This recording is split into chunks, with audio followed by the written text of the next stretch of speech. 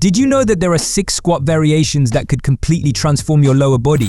Each of these squats targets different muscles, builds strength, improves mobility, and makes your legs and glutes work in new ways. Whether you're a beginner or a seasoned lifter, these variations are going to challenge you and help you unlock your full potential. And stick around until the end because I've got a bonus squat that will take your lower body strength to a whole new level. Let's dive in. Let's start with the most basic one, the bodyweight squat. It may seem simple, but this move is the foundation for everything else we're about to do. And trust me, even though it's basic, it's still one of the most effective exercises out there. Here's how to do it. Stand with your feet about shoulder width apart and your toes slightly pointed outward. Push your hips back as if you're sitting down in a chair. Keep your chest up and your core engaged. A lot of people forget to tighten their core, but this is crucial, especially when you add weight later on. Lower yourself down until your thighs are parallel to the floor, keeping your knees tracking over your toes. Once you reach the bottom, push through your heels to stand back up. This squat works your quads, hamstrings, glutes, and core. It's also great for building endurance and improving flexibility in your hips and ankles. I recommend adding a few sets of bodyweight squats to your warm-up routine before moving on to the harder variations. Now that you've mastered the basic squat, let's move on to the goblet squat. This variation takes the bodyweight squat and adds a challenge by incorporating a weight held in front of your body.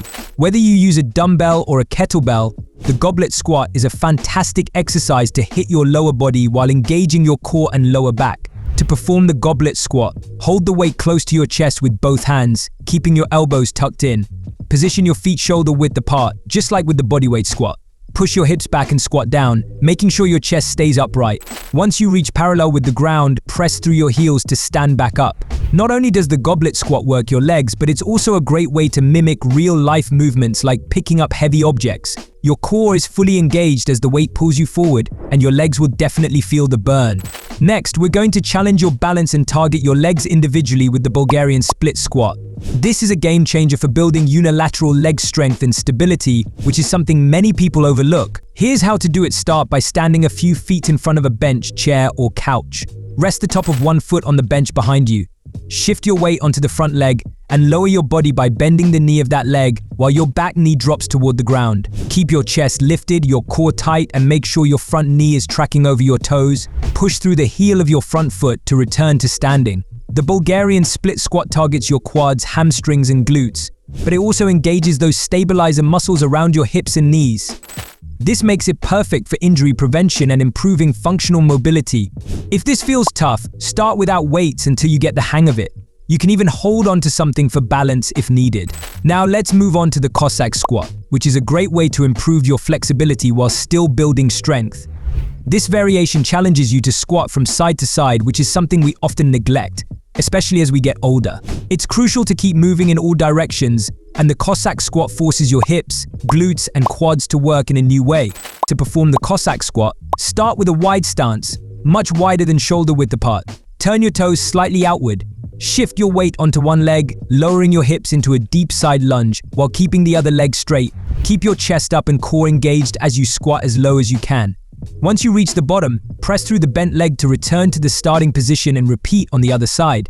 This squat is excellent for improving hip mobility, stretching your inner thighs, and building strength in your legs. Plus, it helps you perform side-to-side movements, like when you play sports or need to pick something up at an awkward angle.